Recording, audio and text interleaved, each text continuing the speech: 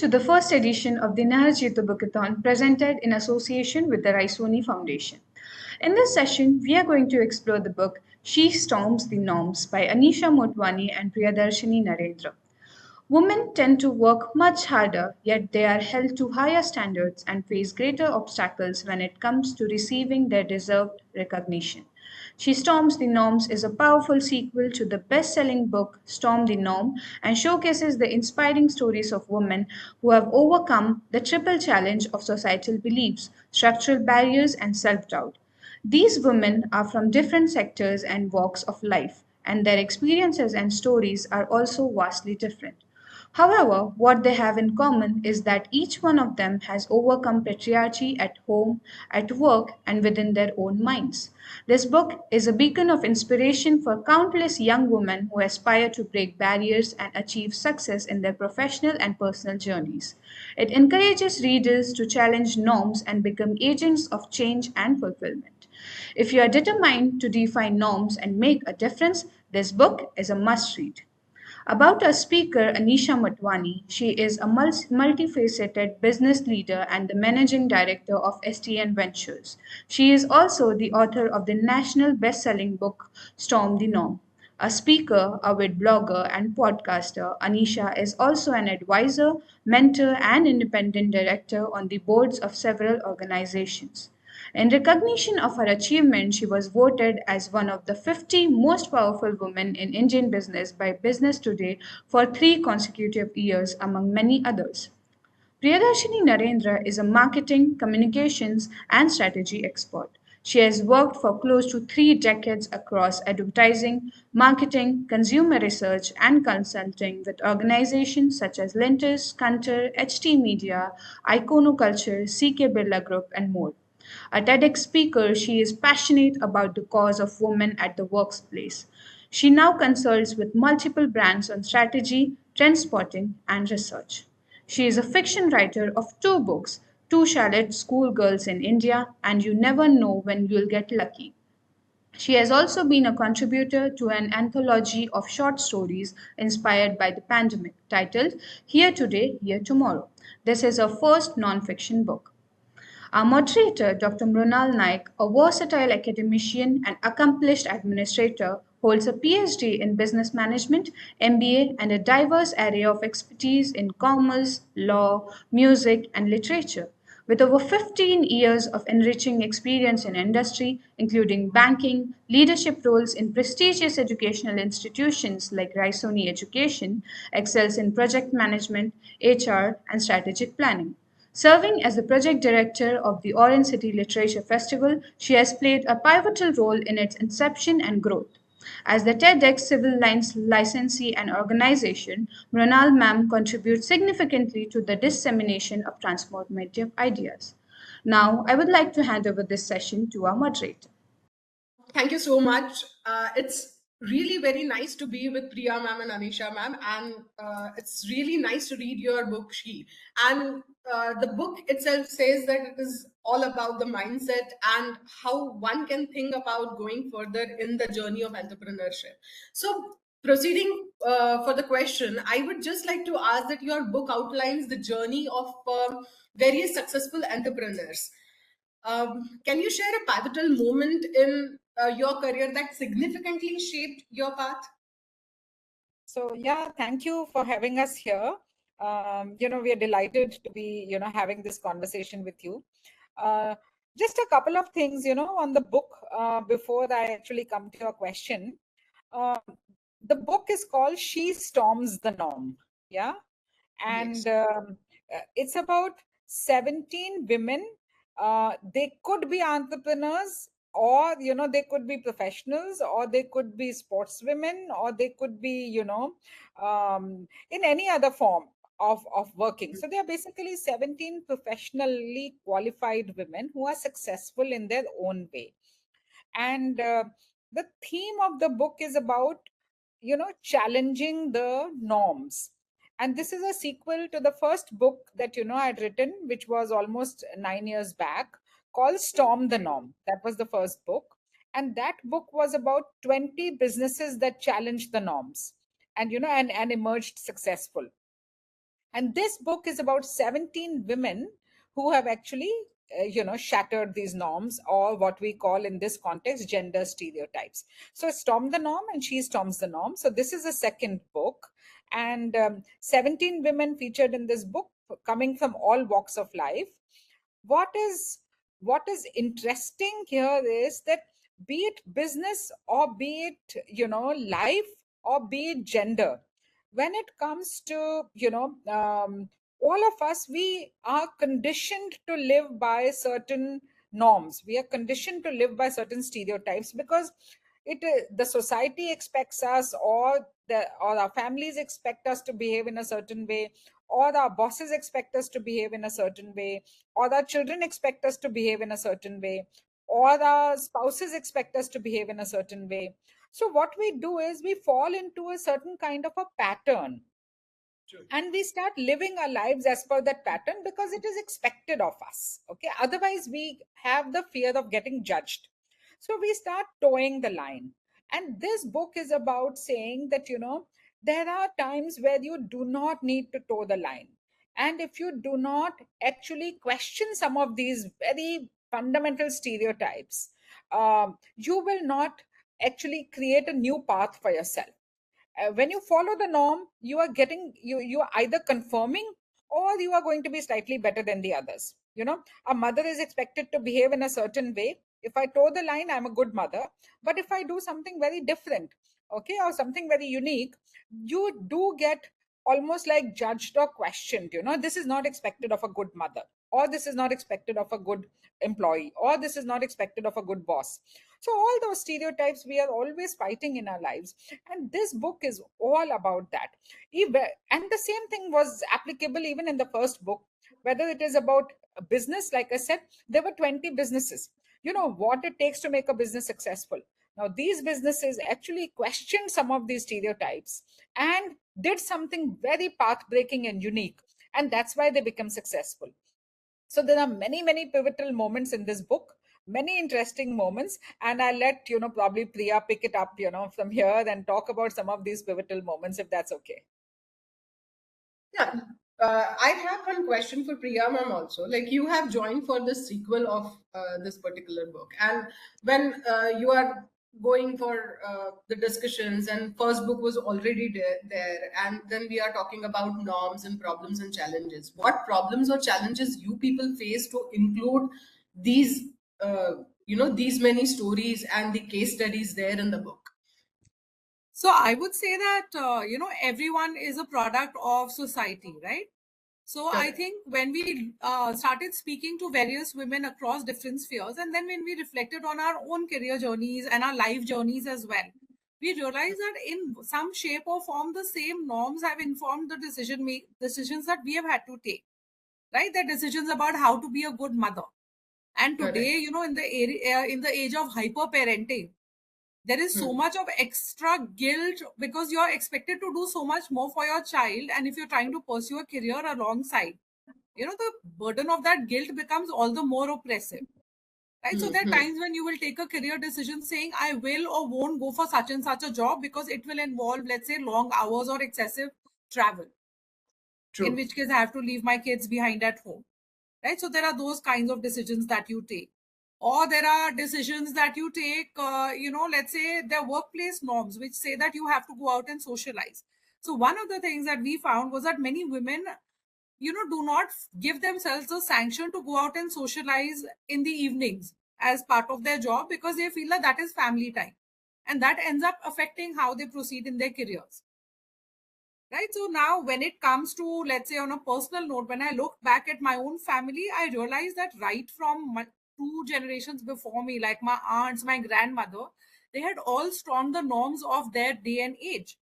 So in a way, I had been very lucky. I had aunts who were highly educated, who had left home and gone and studied in Banaras Hindu University instead of, let's say, staying in the home state, who had started working, who were career women throughout their lives. I had grandmothers who had decided to go alone on an all India yatra, right? Leaving the family and the children behind by themselves. So I had people who had stormed those norms. And that in a way gave me the strength through to not be so confined by who I was as a woman. So my identity was more about me, the person, than me, the woman. But that's not always the case for most women. For many of them, it's you have to be the good bahu, the good wife, the good mother, and then comes you as a person or a career woman. And I think for both Anisha and I, one of the things we noticed was that there are fewer and fewer women in the Indian labor force. And the labor force participation decline means that for a lot of girls, they don't have working women in their vicinity who can be role models for them. If that doesn't happen, in some ways your aspirations do get constrained. And we wanted to be very clear that let's enable women to dream, and not just in terms of their career, but in terms of even who they are as people. How do they storm those norms and become fully themselves instead of conforming to like a narrower box that society expects out of them. So more of it, as you said, that when women is fighting for norms, because as you said, middle class families are there now. People there are on CEO level and other levels in the areas. So when we are thinking about it, the major challenge which I felt from your book is dealing with the mindsets. And in Achieve, you emphasizes on the part of mindset, how to Yes. deal with that, and as you said, thinking out of the box in other areas. So can you discuss a particular mindset shift, the story of such person who actually shifted their mindset and then achieved something? Like maybe Anisha ma'am have something to talk about. No, so yeah, very interesting. If you notice in the whole book, what we've done is how to different women have managed to storm different norms. Okay, not everybody goes through the same challenges. All 17 of them have gone through their own context, have gone through their own lives, and they have all kinds of different challenges that are unique only to them. My challenges are unique only to me, depending on my family situation, my personal life, and all of it. So what we did was, in every chapter we have actually given hacks. It's not just that there is only one way to solve for this. It's not that if a particular participant in the book did it in a certain way, that's the only formula. There are some other ways in which you can do it. So if you see, each chapter actually ends with giving hacks, that some interesting hacks on how you can go about challenging these norms, how you can go about storming these norms. So that's what is very unique about this book. See, many books have been written about successful women. Lots of them have written about it. But for me, this book is not, and for both of us, this book was not about the success of the people. This book was about the the barriers that they actually faced, and how did they overcome that. Okay. And these mindsets are like clouds. I always say they are like clouds. You once you pass through them, the horizon looks so clean and beautiful on the other side. So I'll pick up an example. We had Ruma Devi. Okay. A lady who actually is comes from Barmer, a rural district, married in a family where ghungat is a norm. Okay. I mean, long ghungat. Her husband was an auto rickshaw driver or a taxi driver, some auto driver, I think he still is now. He's supporting her in her business because she's become so large. But that's how they started. They were expecting her to manage the house and do jharu pocha. Like a typical village woman with ghungat, gets married, comes to a this thing. Now today that lady is a Padma Shri. Okay. she is running she's running the largest skill development initiative across the entire state of Rajasthan. And now the government of Rajasthan, of course, she's got phenomenal support. How did she go about picking, first managing her own family? Okay. Self conviction is the starting point. If I think if you decide that this is not for me, this life is not for me, I need to question it, I need to do something about it, then that's the starting point. It's a self barrier first. Okay. The minute you cross that self barrier, you say, no, this, I am destined to do something different, I want to do something different, I want to make a difference in life. Okay. Now, one interesting thing that I want to caveat here is, all these women who featured, they are not activists. They did not, like, pick up the this thing and jhanda and say, I do this or I'm out of the house. Okay, these are women who managed to do it by being within the ecosystem of their lives.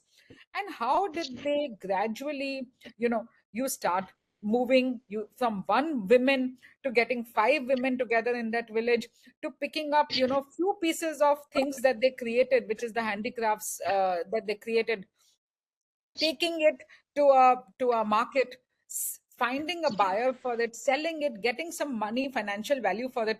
The minute that money comes in the house, a household like that starts suddenly respecting that she's probably doing it to support the family. She's not doing it because she wants to just question or and not do the household chores.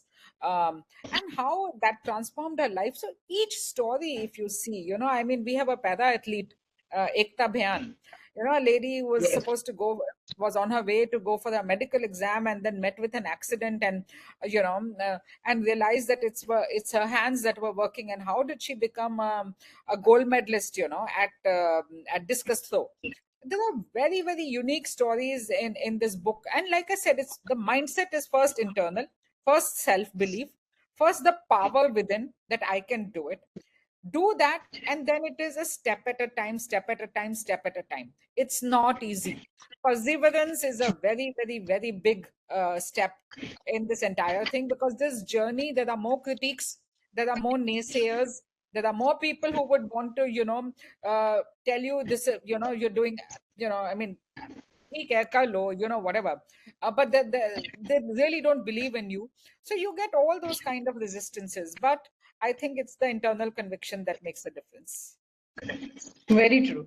But would like to ask Priya ma'am on this point. When we are thinking about all these areas and like even these ladies are dealing with so many odds and coming forward. So the basic thing that one when you are of no background of particular thing, maybe let's say no background of business or anything, and suddenly you are entering into the business strategies and success related things. So what have you observed that like in your experience or while writing the book, what you felt that what are the key components of such kind of successful business strategies, or maybe uh, if you can share some example on adaptability and business strategies, or like plan B, like we are doing right now with the plan B thing. So what are the things you feel we dealt for such things?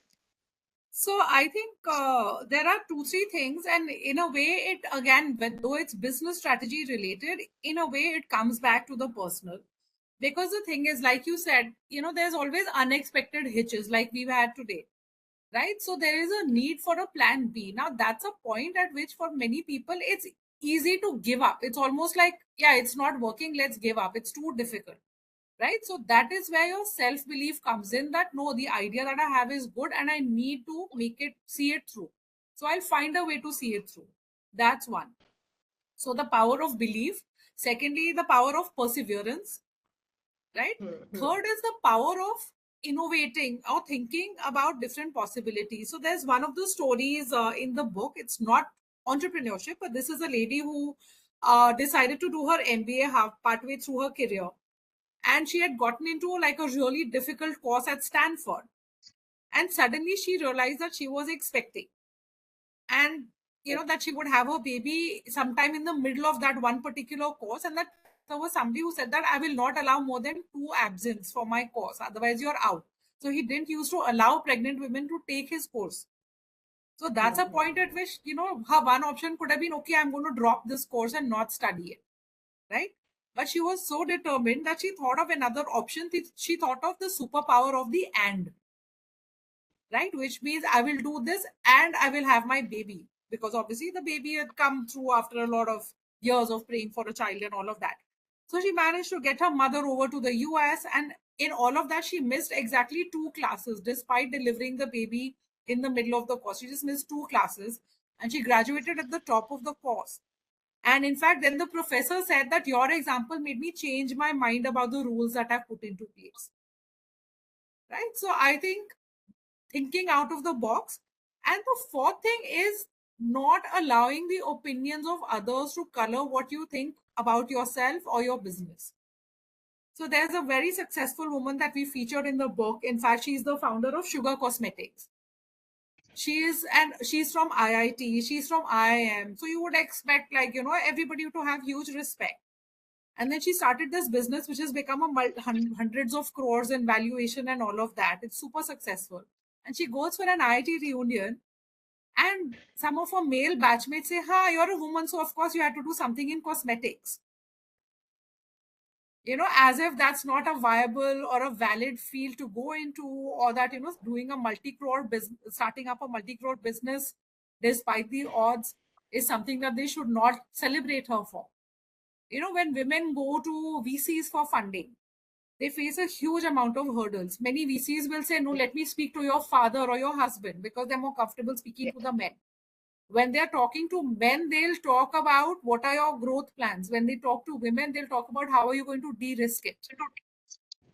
Right? So there are many different spaces where you will face attitudes which are driven by gender. So as a person who's, whether you're an entrepreneur or you're somebody who's running a business, you just have to put your head down and make sure that every time that gender thing comes up, you got to stamp it out and say, this is what my plan is. So to do that, you have to have that self-belief. You have to have that perseverance. You have to have that thing of, I'm going to make this work. So the basic thing is, like, yes, that lady then is now mentoring to the startups, and she is on a popular show also now. Yeah. But the basic concept which I felt your book talks about is continuous learning. When these women, or when such cases or the stories that we are discussing, when they are entering into something, they have to learn. Like Ruma Devi had to learn about the things. This entrepreneur, successful businesswoman, she also had to learn about many things, whether she is from IIT or IIM, whatever. So what you feel that this some ways that one should ensure to keep learning and growing?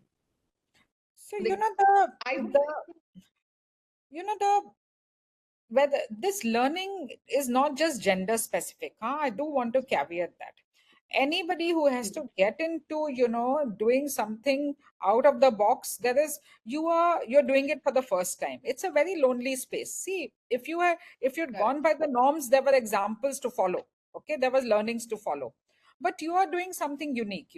So to that extent, there is always, whether you're the men or the women, you need to. And the first book, when I that I spoke about 20 businesses, they also had to unlearn many things to start doing some things very differently. So that is not gender specific, but I but the difference slightly when it gets nuanced when it comes to gender is that in the case of women, you fear getting judged a lot more by society. Correct. Okay, because True. if you failed, or if you've not been so successful, there'll be many people who will tell you, I told you so. You put your money on this women, you made the wrong thing. There are, out of 900 startups, 99% or 98% of them are falling by the wayside. But if there were, when it comes to women entrepreneurs, I'm sure there'll be VCs or investors who will say, see, I told you not to bet your money on this women. They always have their own challenges that they need to prioritize. So that is a bit of the fear of getting judged and being being seen in an extra harsh way, not in the usual way, is what women need to fight all the time. So coming to your question on continuous learning, see, it's an equal world out there. Okay, once you have decided to do something, in fact, it's not just an equal world, it's a tougher world for women. Okay, and the only way, and I've applied that in my personal life as well. The only way you actually make it relevant and stay let people respect you is by being on top of your craft. Okay, you have to be on top of your craft. Nobody should be able to question you on saying that Anisha doesn't know her what she's good at. I mean, whatever subject I may be working on. If you ensure that And that's very skill based, that's very knowledge based, that's very learning based. You have to be ahead of the curve. You have to constantly invest and reinvent yourself. Today, if I'm a digital expert, the way the digitization is changing, I'm sitting and doing artificial intelligence courses on Google, because those conversations are coming up in boardrooms. And how do you actually have managed those conversations? I don't need to, at my age, do AI courses. Some of the more youngsters don't do it, who are today in those jobs. But yet, I'm trying to invest the time, because I know if I have to speak in a boardroom on this topic, I need to come across as credible person who knows what I'm saying.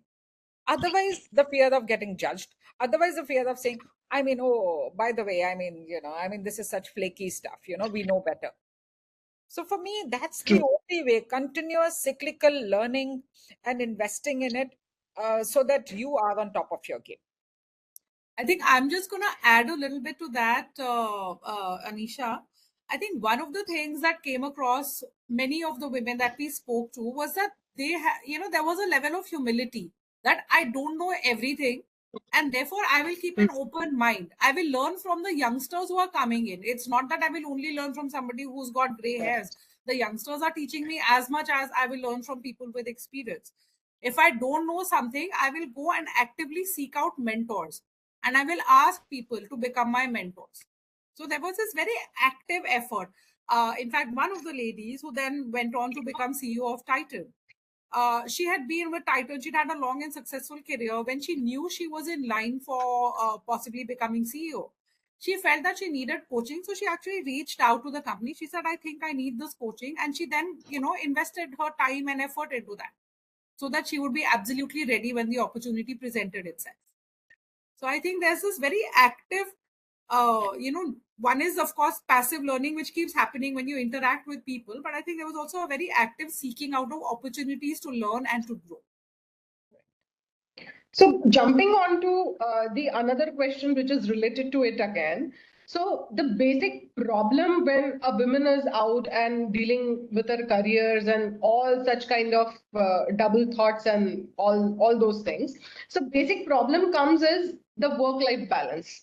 Because she has to deal this also and she has to deal that also. Kids are there, houses there, offices here, and so many things are there. So when it comes to the women, the first and foremost thing is work-life balance. Nowadays, for men also, this particular thing is there.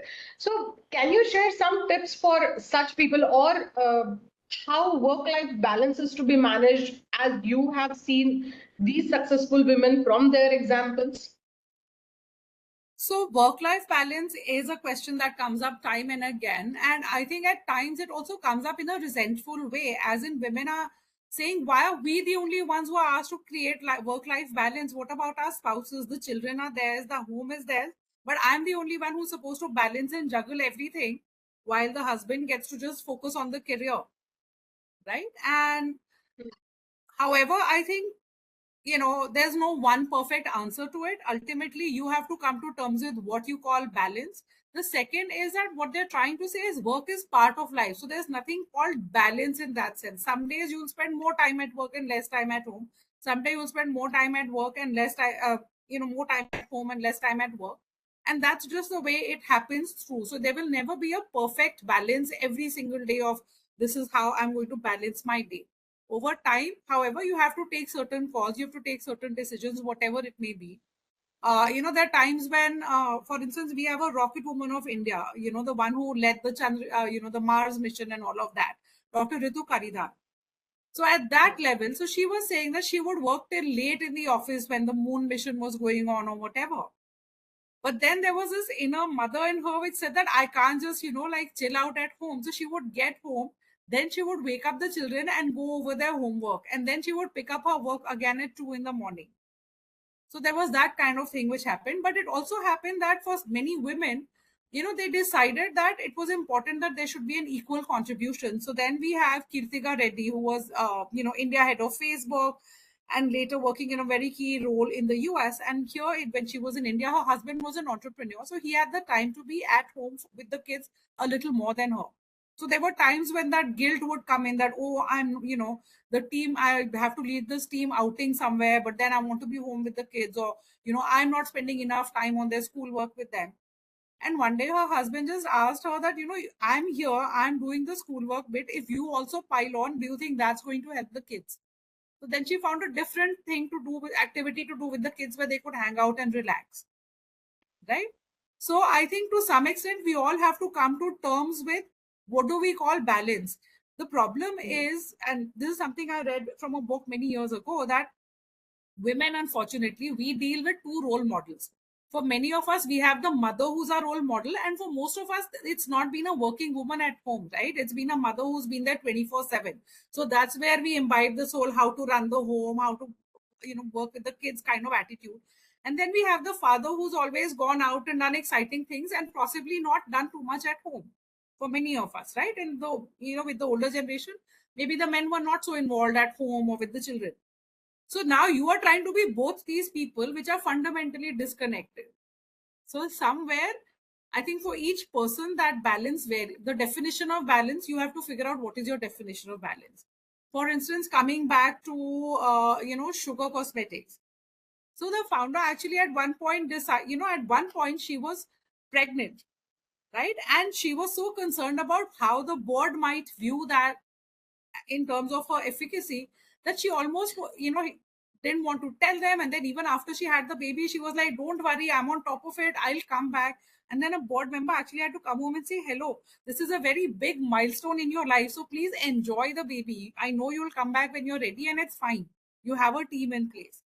To later on, once she realized that she had done this, she actually then broke the ice in the office, and she started talking about life with kids, or occasionally taking her children to office. And she said that brought about so much balance amongst the other people, because they felt that they could also kind of, not have to separate off your personal and your professional into airtight boxes, but look at it as balancing your life rather than work balance and life balance. So I have this question, like based on all this, out of syllabus we can say, and out of the experience of Anisha ma'am. So I just wanted to ask this question to ma'am, like we are talking about work-life balance and all. So the basic concept nowadays is the concern is mental health. So what do you feel like from your experience? How do you give a advice we can say to while balancing all these things, keeping your mental health intact? So, that's a very, very relevant question today, because in our attempt to see, women also want to be perfectionist. That's also one of the, normal stereotypes that we notice, that whatever we do, we want to do it well. We have no half-hearted attempts at anything. And also because we can multitask, women can actually manage to multitask, because that's the way we've been brought up. So what is happening today is that we, in our attempt to do everything very well, we start, then the last thing that actually matters is your own self. Okay. And we start compromising on our own individual self. Okay. One thing that, I remember years back, I read that Osho had said that if the tree does not nourish its own roots, how will it bear fruits? Okay.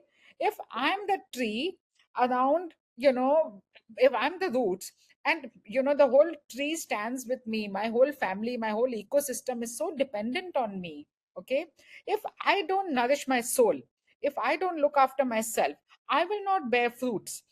Now imagine dry tree, with dry figs and leaves, whatever. What kind of ecosystem are you creating around you, in terms of your friends, in terms of your family, in terms of, your workplace? So for me, self investment is very, very important, and it should take priority.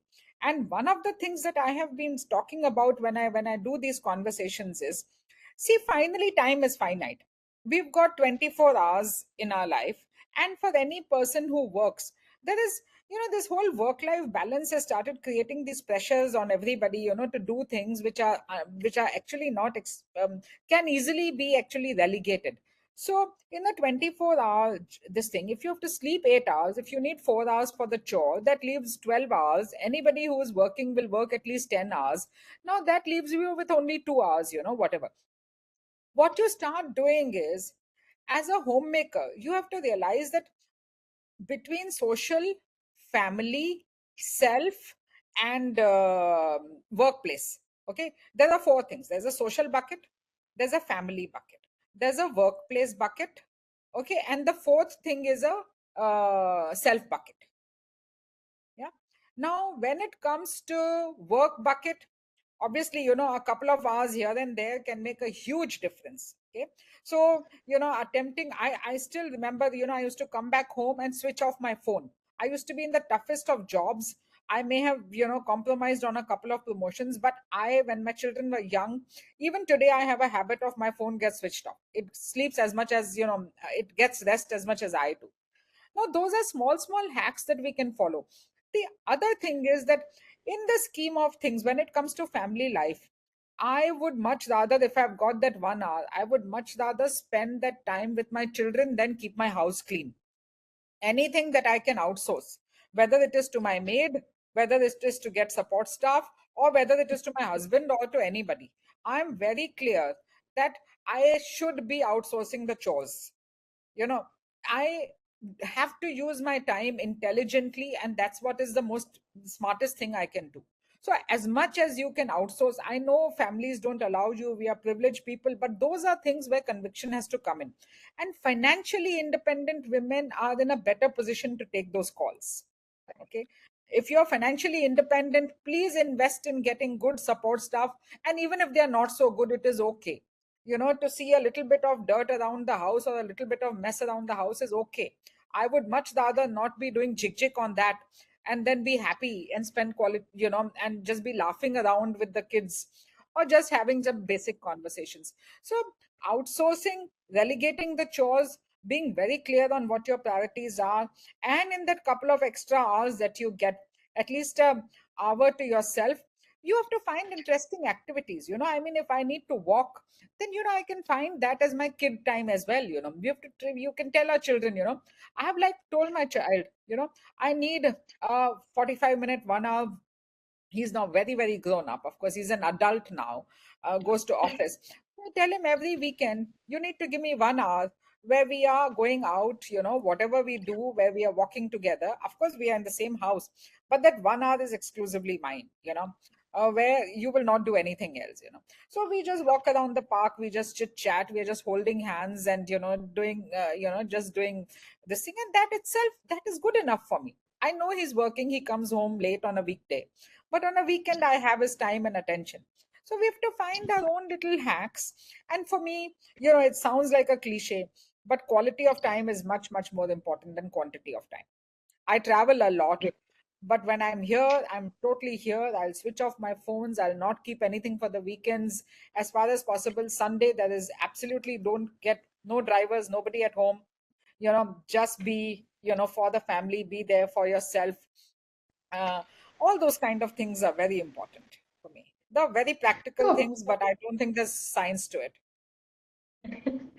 So, and I think for our I just want to add readers, one small thing. One second. I just want to add one small thing. When it comes to me time, I think one important area women neglect is their health, right? Because everything else comes and then their health. And this used to happen to me. I had that guilt about going and exercising, that okay, that's 1 hour away from my children. And then one day I realized that if I'm not healthy, I will not be around for my children regardless of what I want to do. true. And so that actually motivated me that okay, I want to be around for them in the long term, so let me invest this time and let me think of it as an investment in the entire family's well-being, that I have to go out there and exercise, and that has really helped. So I really want to call this out for women. Invest in your health. It's an investment for your family. If that helps you mitigate the guilt, use that argument, but do it. So, moving towards the end of our session, because I would strongly recommend our audience to read the book and go through it. We have women out there and men also out there. So I would request all of them to read the book. And while giving a last message that why people should read the book, like I want opinions from you both. Like, Exactly. Your book also talk about building networks, and which is crucial for the success also. Men out there, they are also, if they want to get successful in their businesses, they have to build the networks, they have to build a team. And your women did that. They built the networks, they built the team, they did everything. So what like take you want our readers to get out of this, or after this session, what message you would like to give it to the audience or the prospective readers of this book? So, I think one thing that I do want to tell women is, success does not come with hands in the pocket. Okay. You have to raise your hand. Okay. You have to take them out of your pocket. You have to be willing to, to call out and raise your hands. Things are not going to come your way. You have to be accessible, available, opportunistic, and convinced that you want to do something. That's the first thing. Okay. Women just do get a little complacent, in terms of, will I be seen as too ambitious if I actually just push myself beyond this thing? So the ambition is not a bad word. There's no reason to feel guilty about being ambitious to be successful.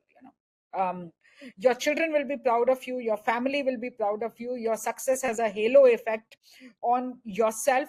You are a happy person, your family is proud of you. So there are many, many benefits, and ambition is not a bad word. Be ambitious. But one other thing that I do want to say is, just don't, it should not be, the fundamentals of that ambition has to be rooted in something solid. Okay. Just by being ambitious and, you cannot make it. You have to have strong fundamental pillars of what is going to make you reach where you really want to reach. And secondly, don't just challenge the norms. Just go storm these norms. They're out there, and there are quite a few of them. Okay. Ones that are unique to you, just storm those norms. And for women who are not married, my last word is, please marry right. Your spouse, your partner matters. Nobody talks about is marry right. Okay. Find the right person. Okay. It can make a huge difference to your life. Don't just fall for the very basics of, looks or money. There is a much more to a life partner than just, the usual tick marks. So I actually want to tell men to read the book. Because we've done gender workshops, we've spoken to lots of men, and there are times when these norms are so ingrained that it doesn't even occur to them that this is a norm and a stereotype and that it needs to be broken. It's just taken for granted that this is the way life works. And if men can kind of see what are the simple norms that hold women back in so many small norms that hold them back from being their best selves, and then if they see what is it that it takes to break those norms and help those women become successful, I think there are a lot of men who are egalitarian at heart. It just doesn't occur to them that this is even a problem that needs solving. So if they can read the stories, if they can understand from these examples, and in fact at the end of the book we have a beautiful case study of MG Motor, which decided to invest in having an all women, in having many more women in their staff on the factory floor, and how they went about it. It's just a beautiful story of how so many women are now successful, and this is in a very rural area where women had not worked, where the concept of wearing a uniform or wearing pants was considered something highly scandalous, right? So I really would request men to read it, to understand how it is that they can motivate their wives or their daughters, and what are the small adjustments that they have to make to their attitude and the way that they look at life. I would request men in the corporate space to read it and to figure out how their peers, their colleagues, their subordinates, or their bosses, how they are getting held back by these norms. Because, if women are free, men are free, right? Norms indirectly impact men as much as they, the norms which impact women indirectly impact the lives of men as well. So for me, I think that would be the takeaway, that please read this. Yes. It's really, to be very honest, it's really enriching, and it motivates people to read this book more and understand the case studies more. Girls out there, I would suggest that don't go for a fairy tales and the other thing. Just read such books and this particular book will help you to actually move the storms. So just pick up the book, read it, and surely share your experiences. And you can also share the questions with us, which we will be sharing it with our authors, and you will be getting answers for your questions too. So thank you so much, Anisha ma'am, Priya ma'am. It is really wonderful having such kind of books and researchers out there from people like you who yourself are experienced in these areas. And yes, audience, do read the book and share your questions, not only girls but men also, to support your staff, your people, your family, and everybody out there. Thank you so much. Thank you so much. Thank you. Thank you. Thank you.